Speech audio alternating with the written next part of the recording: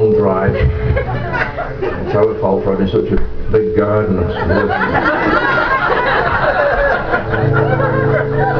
Salman Rushdie sings Cat Stevens in this age of political correctness. Salman Rushdie sings Cat Stevens.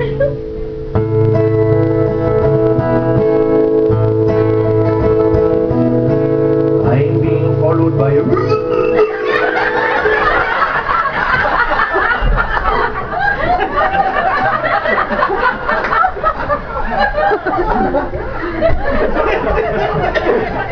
Before my last trip, folks, before I say goodnight, I'm going to try and join two seaside towns together. Two seaside towns, if that's possible, right?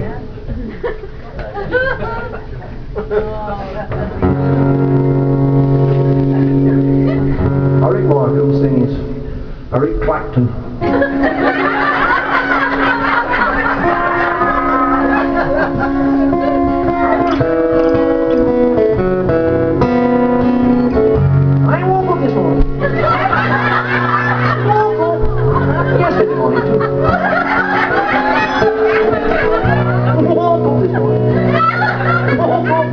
Yesterday morning. Oh yes, I did. And if I wake up tomorrow, that'll be 3 in a row.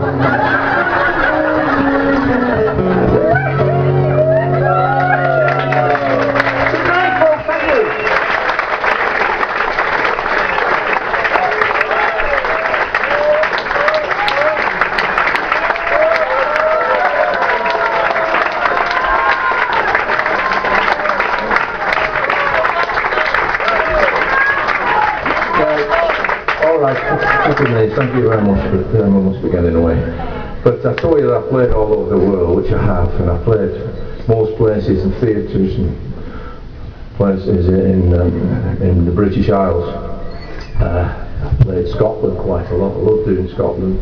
Theatres in Scotland are fantastic. You know, they've all got ghosts. You know, the English comedians that have died in them. And I don't know whether you've been to Edinburgh or not. Edinburgh Festival, there's a thing called a tattoo. Are you aware of that? It's called a tattoo, you know, and I was confused as to why. So I asked one of the locals, I said, why is a tattoo called a tattoo? This wispy-haired Scot, he went, oh, the tattoo. It's called the tattoo. Because it would cost more to have it removed than what it cost to put it on in the first place.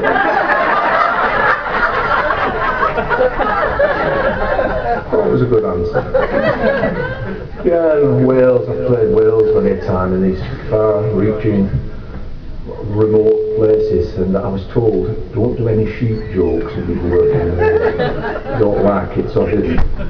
And but I was working in a little place, and I went up in the mountains, and I found this little village with one of those long names that go on forever that you can't pronounce. Place that Chuck Berry stayed at, a place called Go, Johnny, go, go, go. Johnny, go.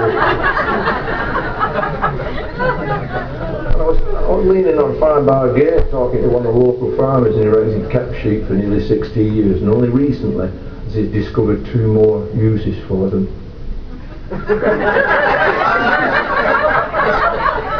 Meat and wool. That beggar all these years.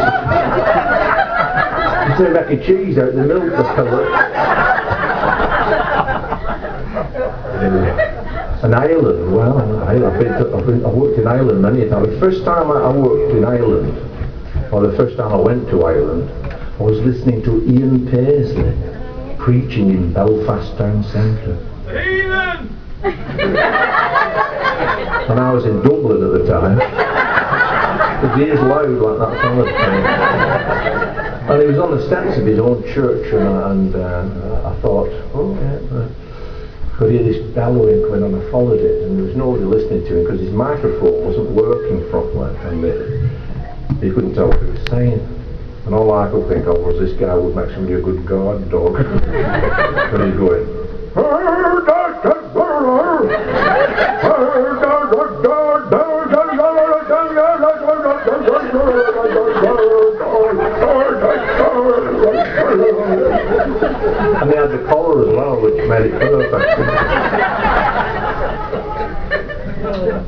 But I love the Irish accent, I do. It's like so soothing, don't you think? Yeah. You know, an Irish accent. Yeah. All those years, coming over the older ways, first thing. Yeah? If you listen to Old Town all those years, and you want to continue listening to Old Town, make sure that you're not driving or operating heavy machinery.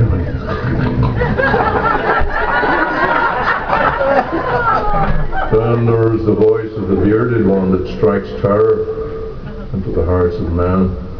The Sinn Féin executive no longer exists. We've disbanded and formed a 60s revival band with me as lead singer. Listen out for our new record, Jerry and the Peacemakers, with You'll Never Walk Again. Yeah.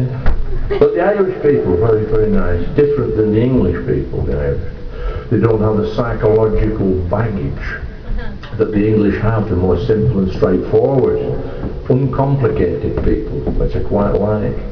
And you can, they say something just off the top of their head, and you've got to take it or leave it, like it or lump it. I like that straightforwardness, I really do. And I'll give you an example of this, and I'll finish with this tithe. But it actually happened. It's not a joke, and the funniest things do actually happen. Right? So use your imagination. I was in a restaurant in Southern Ireland, and I said to the Irish waiter, "Excuse me, what's the soup of the day?" And he went, "The soup of the day, sir, is vegetable, and the vegetable today is mushroom."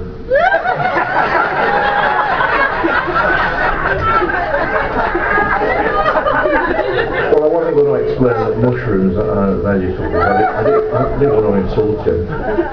So I said, okay, I'll have the mushroom soup. So I ordered the mushroom soup and a main course. And off he went, and about half an hour later, he came back with a mushroom soup. But he fetched the main course at the same time. And he put them down on the table. And when I pointed this out to him, he said something that I will take with me to my grave. I pointed to the main course. I said, "Hang on a minute, I'm not ready for this yet." And he said, "Oh, well, when you are, there it is."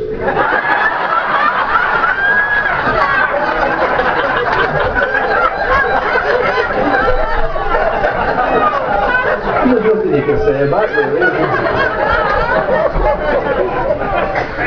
Well, listen, you've been a cracking crowd, and I'm going to go now. And if you've enjoyed me, my name is Phil Cool. If you haven't, it's Rory Bremner.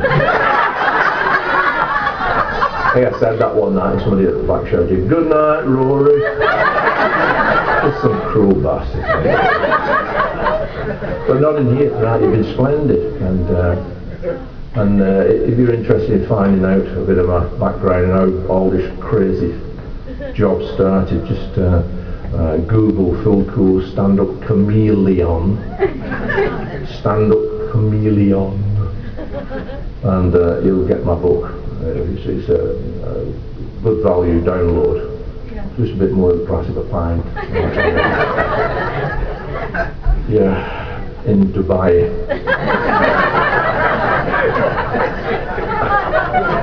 The casino in Dubai. Not that I would go to such places, but you have been superb. You really have, and our Joe has been superb. I thought tonight, really quite.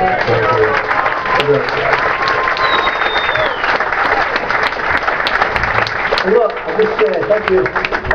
Take care of yourselves, and better still, take care of somebody else. Good night. Thank you very much.